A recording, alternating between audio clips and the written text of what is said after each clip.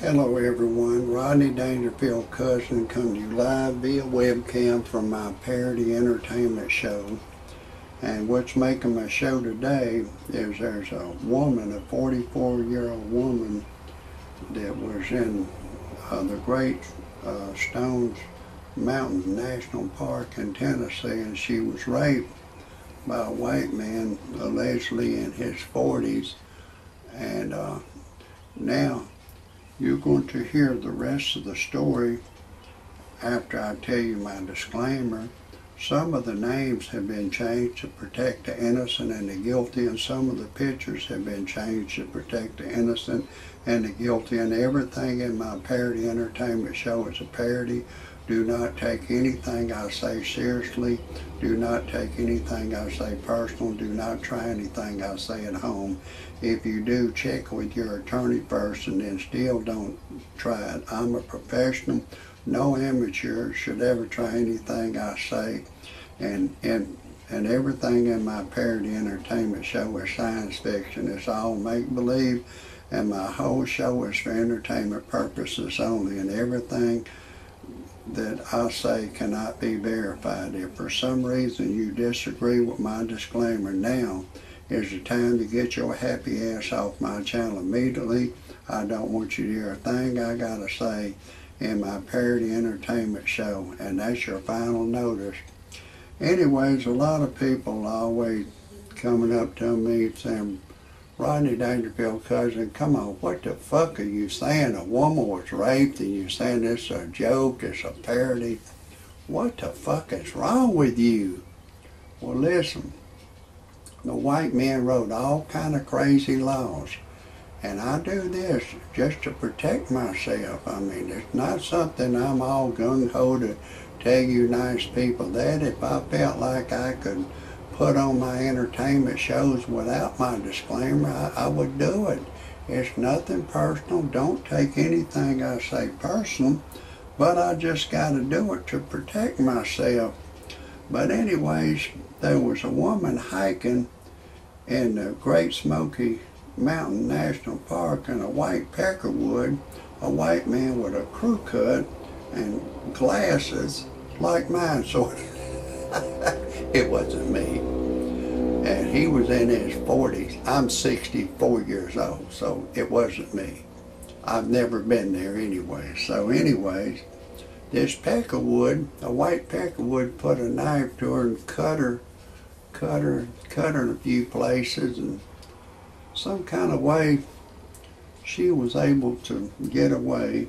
And she went to the highway and flagged down a motorist, and they took her to the hospital. They're looking for this suspect. I hope they catch him. I think a lot of people think that if they put a knife to a girl's throat or a woman's throat, and then she said, fuck it, I decide I want to have sex, that it's not rape. There was a white woman, you know, she was probably in her 40s or 50s. She ugly, but a black man wanted to have sex with her. She go, no, I'm not into that. And he punched her real hard in the face. And she said, you know, I changed my mind. It's okay, no problem.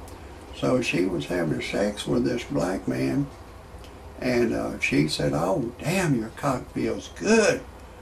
And then, you know, she turned it into the police, and a white woman prosecutor, she told a white woman prosecutor what she said, that his cock felt real good. And she said, I'm not going to prosecute this case. The Attorney General's office, they got a right to pick and choose who they want to prosecute. Then this black man, he went to another white woman, wanted to have sex with her, and he hit her real hard. And she kept fighting. He kept hitting her, and he kept hitting her, and he killed her. And then they interviewed this white woman, and she said the reason why she said she changed her mind, he hit her real hard.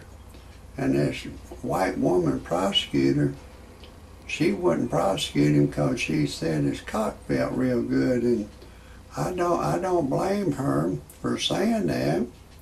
I think when a black man or a white man punches a woman, then they decide to have sex with him. They're doing it under threat. You know, I think that's rape.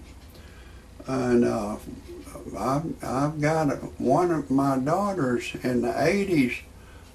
She was living with a man, and she didn't want to have. She had had sex with him, but she didn't want him anymore, and he put a knife to her throat. She said, "Okay, I'll do it, but let me go get a drink at this bar."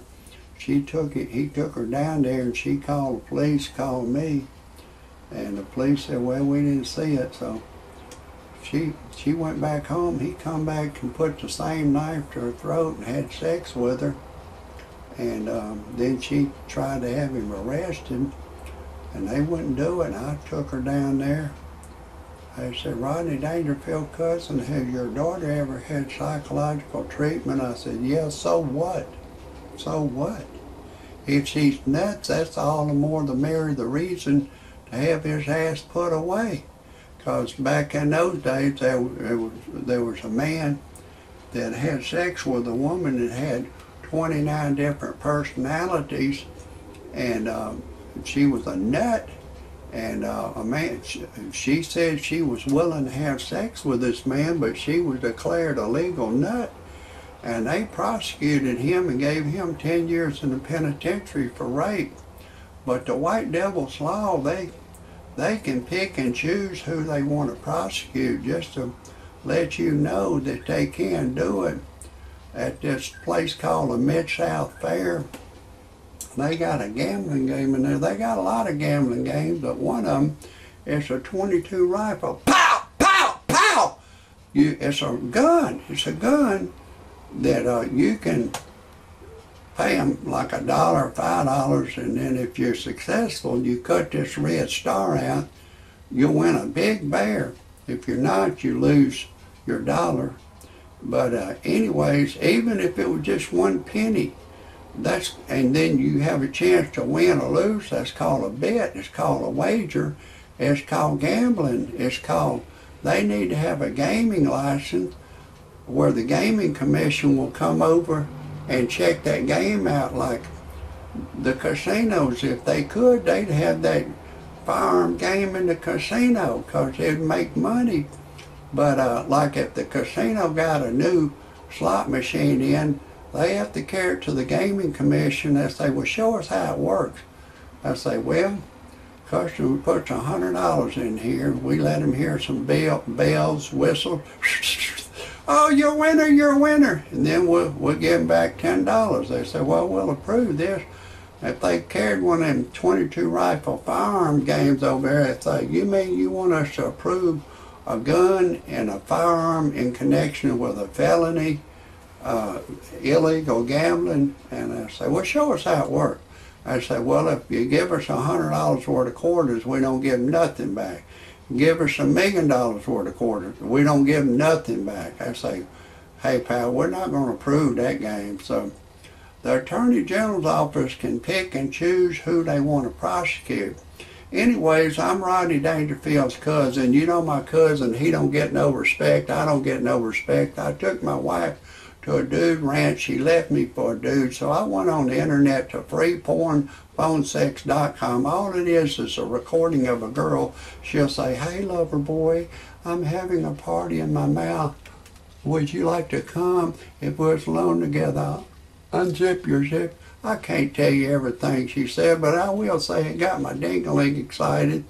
And so I went on the internet to a live service. She said my voice is too ugly for her to talk to. Then I needed to generate some money, so I went to freebuyseltradeanything.com. It's a website. You can put anything you want to sell on there free, and they keep reposting every day free.